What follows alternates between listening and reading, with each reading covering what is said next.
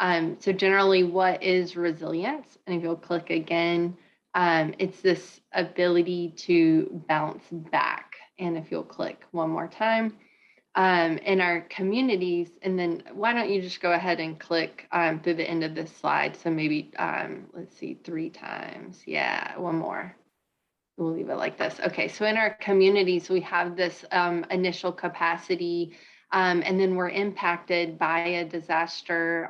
That capacity drops, and then we go through this capacity period or this recovery period. But in reality, when we look at our communities, there are disparities. If you look across different neighborhoods, individuals, buildings, et cetera, there are pre-existing inequalities that are exacerbated by disaster. And we can see this through the lens of vulnerability. And if you'll go to the next slide, please.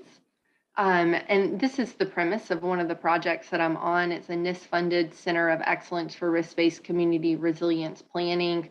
It's a 10-year, $40 million project with 12 universities and about 90 individuals working towards a shared goal of developing NCORE, a tool for researchers and communities to use to improve community disaster resilience.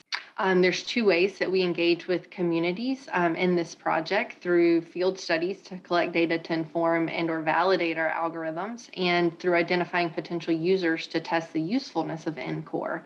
And if you'll click twice, I'm going to talk about the first one, because that's the one I'm more involved with. So we have a longitudinal field study in Lumberton, North Carolina. It's located in Robeson County and Inland County in North Carolina. Lumberton was catastrophically flooded in 2016 after Hurricane Matthew, and again in 2018 after Hurricane Florence. So we've gone back every year and even multiple times during some years to collect data systematically on impact and recovery. Each time we go back, we interview the same household, or we survey the same households in the same businesses. And we conduct interviews with school representatives, the city manager, representatives from Public Works Department, as well as state level representatives, to understand holistically that impact and recovery and how these different sectors intersect for that recovery process. Through this, we've been able to learn a lot of things, and we can create really cool plots like this that show how different housing units were occupied or abandoned at different points in time through these past 5 or so years. Through our interviews, we've also gained information that we otherwise might not would have been able to tell. Looking at this remote sensing data, there's different markers showing where mitigation and preparedness measures were deployed right before the second flood, creating major differences between the 2 flood extents across the 2 events. And we try to give back. One of the things we give back to the community is we do write these reports and publish them after each deployment, and we share them with the community. They're publicly available also online for free, and just to help communicate what we're learning and how the information that we're learning from them is being used to hopefully one day advance promote improved resilience for other communities. One of the models I'm working on is the housing recovery process for households. And so it's based off of the way that FEMA housing and recovery funding is established, that households, when they're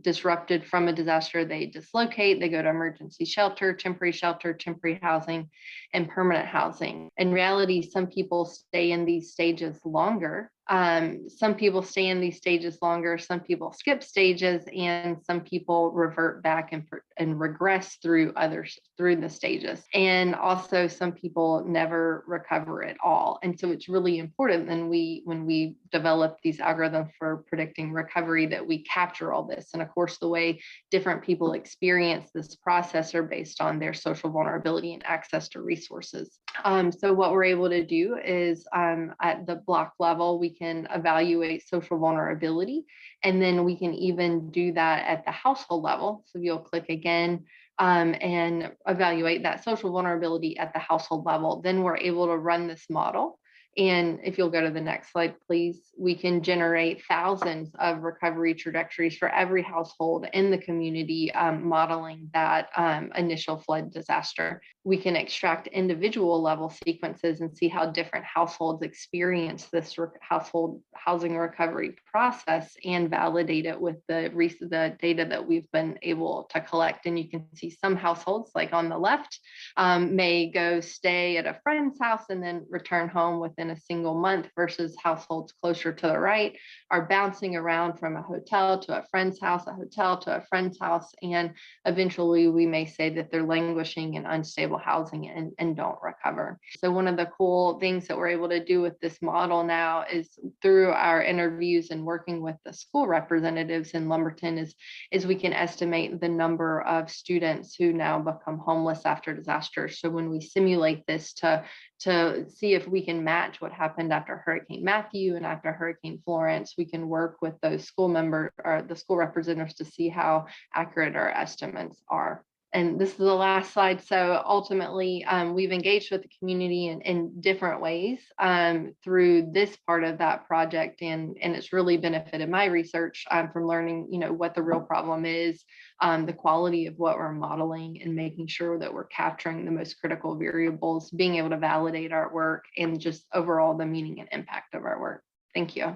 I kind of was listening for some through lines between everybody's presentations, and one of the things that kind of kept coming back to me was the notion of capacity issues, whether it's because capacity is severely limited because of a destructive storm or flood or something, or simply working with community partners that are already, the nonprofit sector and the government sector, depending on where you're looking at, are already doing far more than a single job in their hands. So thinking about how do we all work together to engage community, but in a way that doesn't contribute to this capacity failure, I guess, and thinking about what are some examples or some ideas that folks have or have seen work well with them. I know Courtney mentioned really kind of training people and making less mystical the grant writing process. I think people really think of like,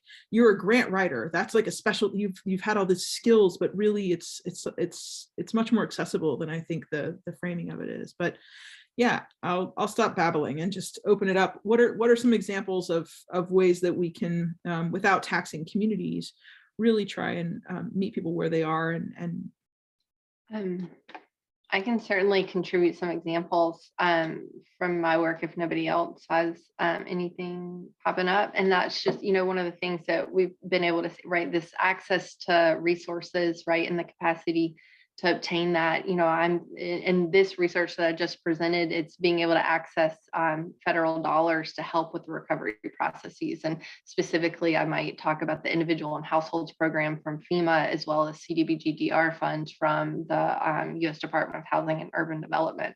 In Lumberton, the HUD funds, took over 5 years to start arriving for households, and those are meant to help the most vulnerable households recover and rebuild their housing. And so what does someone in that position do for 5 years? But also even accessing the individual and households program, there's various policy barriers, as well as just the tedious process of applying for those funds. It's a lot of what we were able to heard over and over again when we went into the community. So I think in terms of being able to increase capacity to access these resources, we've got to remove some of those policy barriers, and we've got to speed up the pipeline of getting funding to the people who need it too.